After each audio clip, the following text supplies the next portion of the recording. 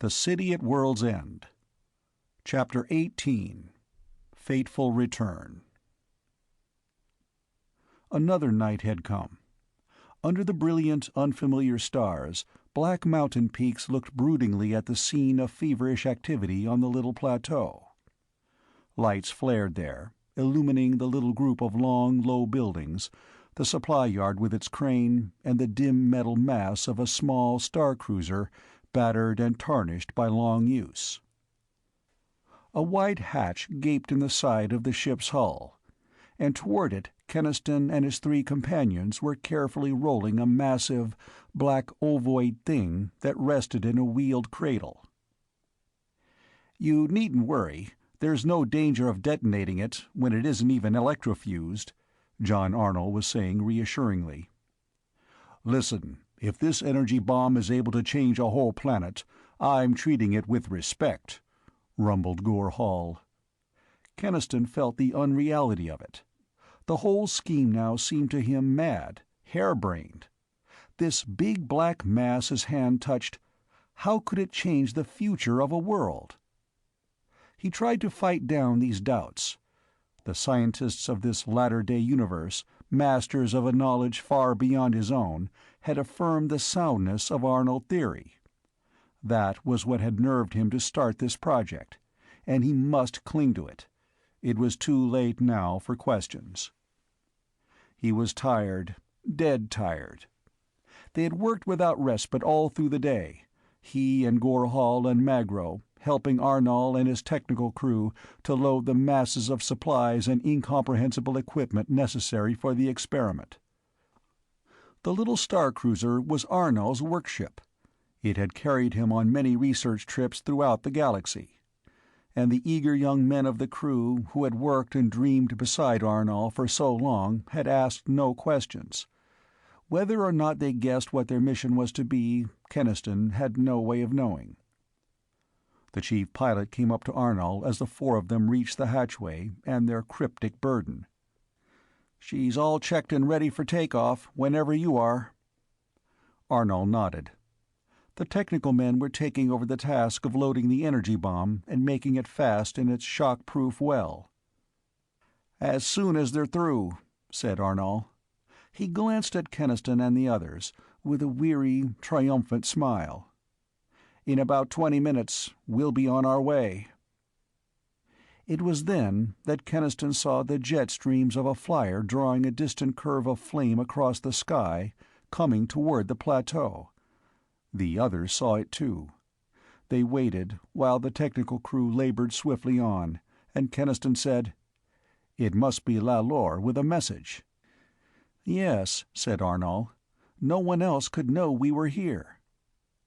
Yet their uneasiness grew as they watched the flyer sweep into a landing. Keniston thought desperately. "No one else could know. We wouldn't have been followed." He found himself running with the others across the flat surface of the landing field. He saw the figure that stepped out of the flyer. It was not Lalor. It was a man he had never seen, a stocky man with clipped iron-gray hair and a look of authority on his square face. Behind this stranger came Varnallen, and with her, his face alight with triumph, was Norden Lund. Keniston stopped, his heart sinking in cold despair. The stocky newcomer stood, surveying with startled, unbelieving eyes the bustle of activity around the cruiser. "I wouldn't have thought it was possible," he gasped. "Lund, you were right. They were going to do it without permission." Lund said happily, "Yes, sir. I suspected it. That's why I had them watched. You can see for yourself." And to Keniston and Arnall and the others he said, "Let me introduce you. This is Coordinator Mathis." Varnallen was standing and looking at them, her face shocked and incredulous in the white glare of the work lights. She looked as though she could not credit what she saw. "I didn't believe it," she said, speaking to Keniston slowly. "When the Coordinator informed me of what Lund had told him, what you were doing, I refused to believe it. I came with him to prove that he was wrong." She paused, her blue eyes growing hot, fixed on Keniston. "But I was wrong. You are a complete barbarian, with no respect for law. I'm beginning to think your people should be quarantined." Mathis, the coordinator, was looking grimly at John Arnall. "You've gone too far this time, Arnall. You know the penalty for breaking Federation law, even if this Keniston hasn't learned it yet." "Arrest," said Lund softly. "Arrest and exile for all of them. I hope, sir, you will remember that it was I who exposed this criminal plot after my superior had shown open sympathy for the criminals." "I will remember it," Mathis said crisply. "Now, advise Vega Center of this situation at once." Lund turned to go back to the flyer. Its radio televisor, Keniston knew, would put him into instant contact with the government center. He sprang forward in running strides. He caught up to Lund. With one hand on the man's shoulder, he spun him around. With the other, he smashed a driving blow at Lund's jaw. Mathis recoiled, horrified by the violence. Varn Allen ran toward Keniston as Lund struggled to get up. "Get back, Keniston," she ordered him. "You're not on your barbaric world now. You can't—" She had no chance to finish. Lund came up fast, drawing a small glass weapon from his pocket. He had foreseen Keniston's reaction sufficiently to come armed. Gore Hall's great furry shape loomed up behind the sub-administrator. One huge paw caught the hand with the weapon. The other arm went around Lund's body and lifted him in the air like a child. His powerful fingers tightened. Lund dropped the glass weapon. "Let me go," he gasped. "I order you." "You might have killed someone," Gore Hall rumbled, and shook Lund until his teeth rattled. "You have no orders for me, little man." He looked around, still holding Lund. "What now?"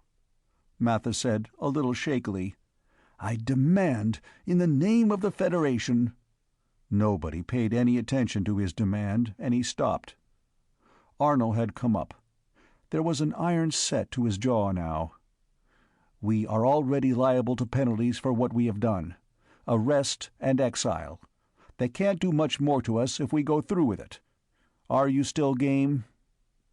"Yes." Keniston looked at Varn Allen and Mathis.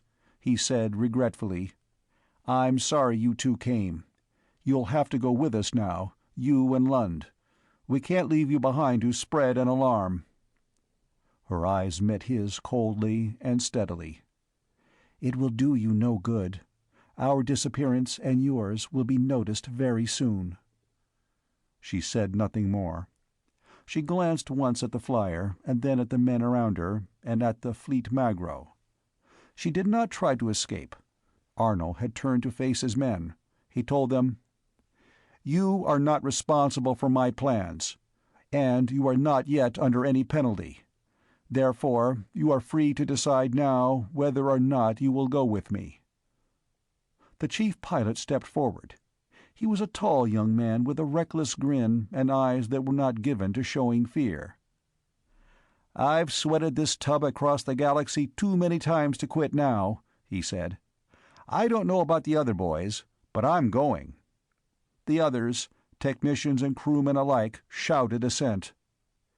"We've worked too long and too hard to throw this chance away. We're with you, Arnold."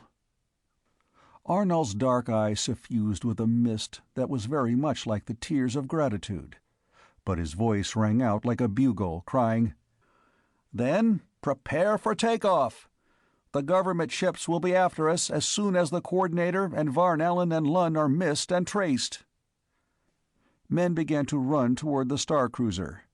Keniston went with them, holding tight to Varn Allen, with Gore Hall coming after with the squirming, protesting Lund clutched in his great arms. Magro brought the pale-faced Mathis, who neither spoke nor resisted. The hatches were shut. The airlock valves clanged into place. As he followed Arnold along a narrow passageway, Keniston was aware of the swift, ordered confusion that seethed throughout the ship. Warning lights flashed on the bulkheads. Bells rang. Somewhere, Deep in the bowels of the cruiser, machinery jarred into life, settling into a steady humming. Arnold thrust open two doors that faced each other across the passage. Indicating one, he said, "I think this is the most comfortable, Administrator Allen. You'll understand if we keep the door locked." She went inside without a word. Lund and Mathis were thrust into the opposite cabin, the former still snarling threats. Arnold glanced at the warning lights. "All set," he said. "Come on."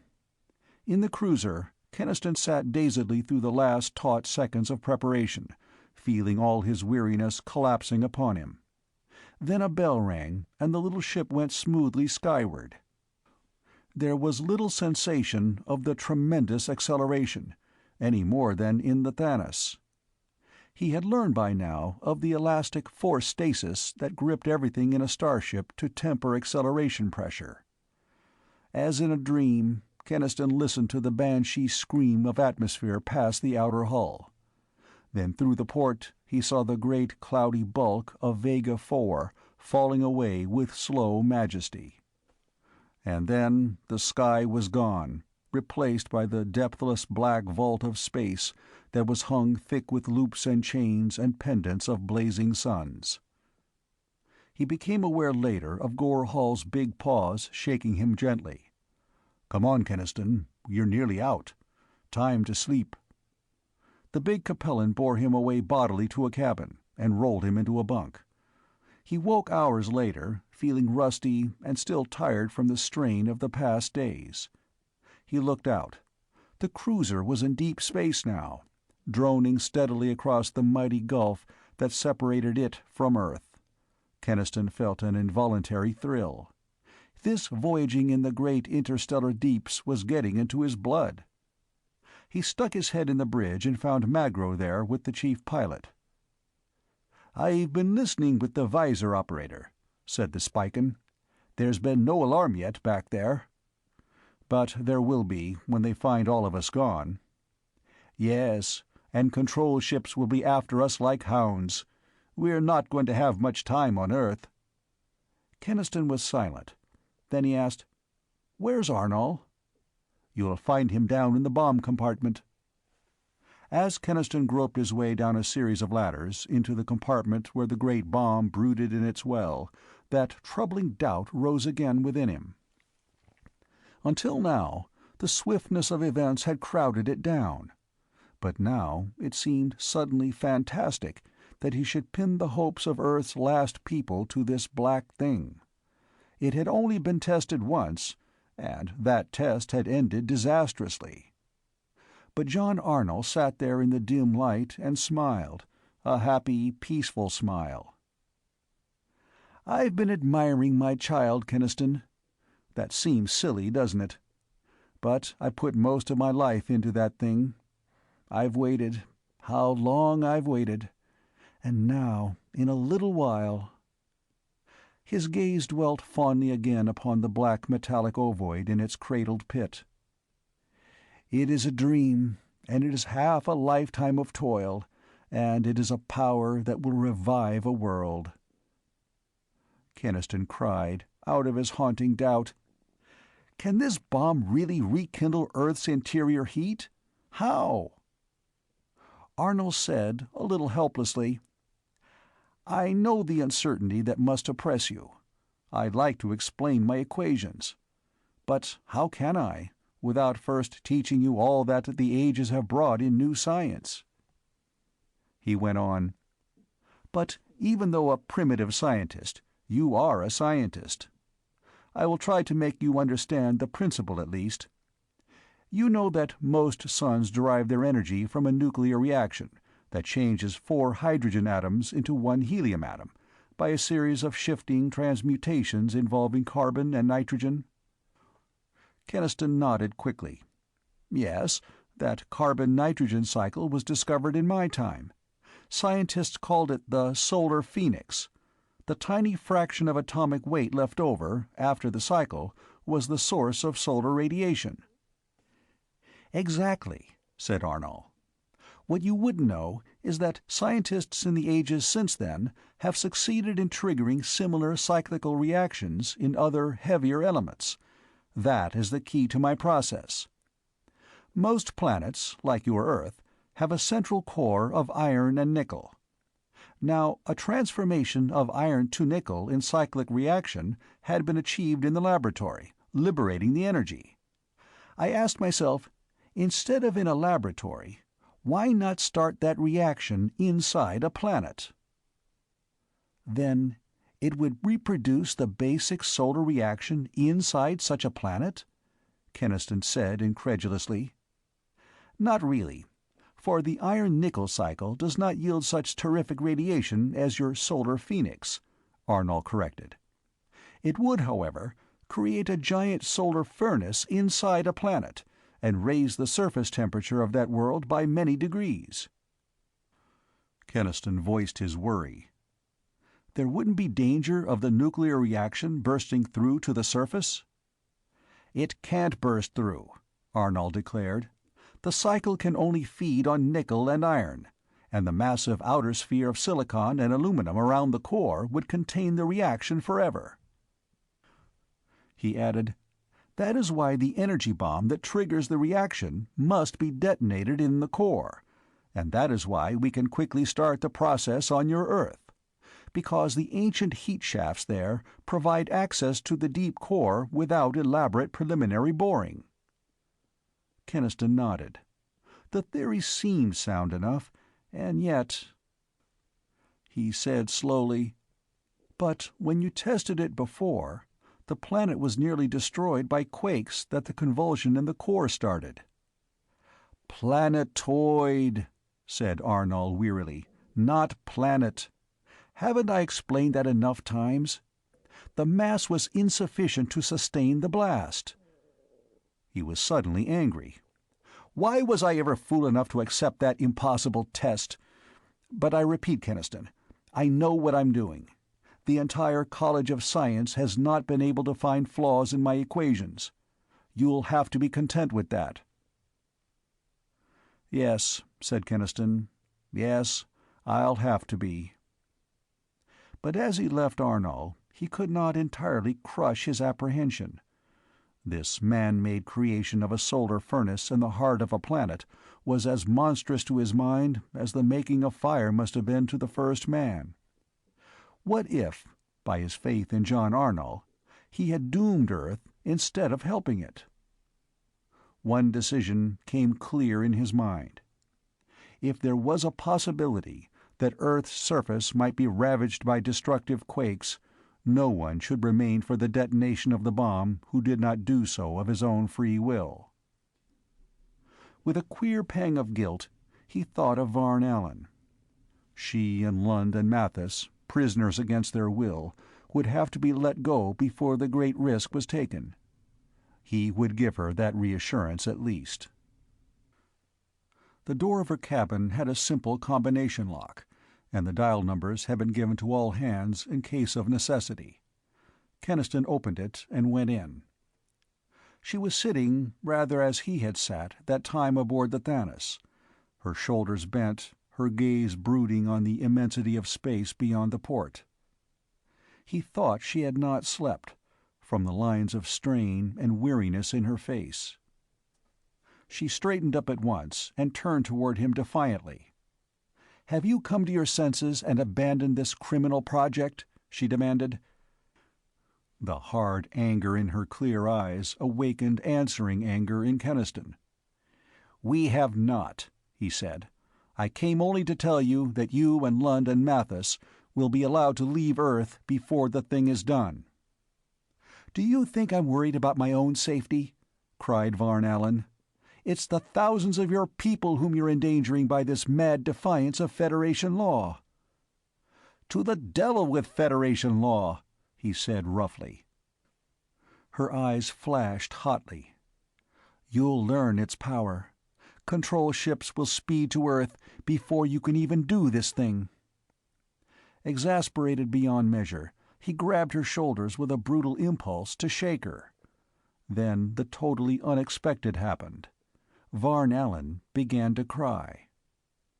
Keniston's anger melted into distress. She had always seemed so cool and self-contained that it was upsetting to see her in tears. After a moment, he clumsily patted her shoulder. "I'm sorry, Varn. I know you were trying to help me there at Vega Center, and it must seem to you that I'm ungrateful. But I'm not. It's just that I have to try this thing, or see Middletown's people break their hearts trying to fight your Federation." She looked at him, wet-eyed, and murmured, "I'm behaving like an emotional fool." He looked down at her, his hands still on her shoulders. She pushed him back. She seemed to avoid his eyes as she said, "I know you're sincere, Keniston, but I know, too, that this thing is wrong, that you can't successfully defy the power of all the stars." He was strangely depressed when he left her. He tried not to think about it, tried not to remember the touch of her, tried not to recognize the choking emotion that had leaped in him for a moment. "That's just insane," he muttered to himself. "And there's Carol."